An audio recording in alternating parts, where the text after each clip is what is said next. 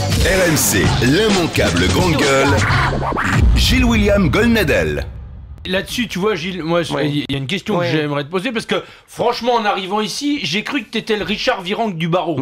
T'es allé nous faire croire que c'était à la suite de son plein gré. Ça me ressemble. Non, mais tu dis que c'est un document de travail, on veut bien l'entendre. Mais est-ce que tu penses pas que ces jours-là, vous donnez l'image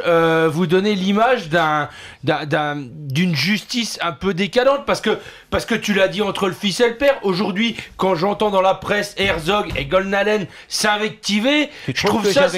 Non mais tu trouves non mais qui se rendent coup pour coup dans la presse. Je trouve que c'est lamentable, et ce que j'aimerais mieux, c'est que les mecs ils parlent entre eux, quoi. Non mais je n'accepte pas. J'aimerais bien des déclarations de Buisson et des déclarations de Sarkozy. Non mais tu es gentil. Pas des déclarations de leurs avocats, quoi.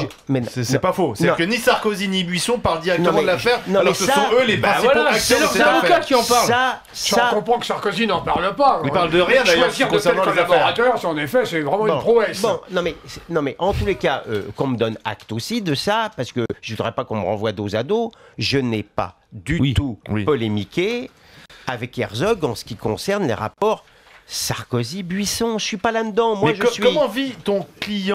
Moi, je reprends les termes qu'on t'a utilisés. J'ai trouvé que c'était particulièrement violent hier. Alors, tu vas me dire, chacun dans son rôle, chaque avocat on en rajoute, et c'est un peu le rôle des avocats. Mais Herzog et Richard Malka pour Carla Bruni ont utilisé quand même des termes qui sont particulièrement forts.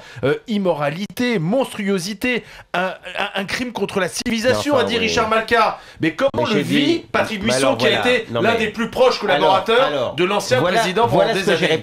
Voilà ce que j'ai répondu à Richard Malka, qui est d'habitude un peu moins hyperbolique, un peu moins excessif. Il rangeait... Non mais regardez ce paradoxe extraordinaire. Il rangeait maintenant, monsieur mon client, parmi les criminels du XXe et du XXIe siècle. Crime contre la civilisation. C'est un peu fort de café, quand même. De quoi parle-t-on? À supposer même, par pure hypothèse intellectuelle, qu'il eût été dans la dissimulation. La dissimulation n'est pas la trahison, dès l'instant, encore une fois, où il n'a rien fait des documents en question. Donc il faut quand même un peu de tenue. Il y a eu trahison si Buisson lui-même avait publié ces documents. D'autre part, il y a quelque chose, et je l'ai écrit dans le Figaro hier, et je vous renvoie à cet article-là quand même. Il y a quand même un paradoxe extraordinaire, dans la presse encore. Ce sont les journaux les plus acharnés, je dis bien les plus acharnés, contre la violation de la vie privée ou des réunions privées qui auraient été commises dans le cadre justement de ces enregistrements.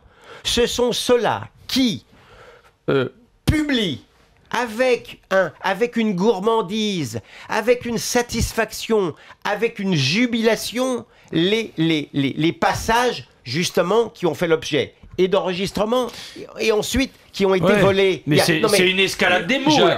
Pour faire vendre du papier, on est dans l'escalade des mots. T'es bien d'accord avec moi? RMC, l'immanquable grande gueule.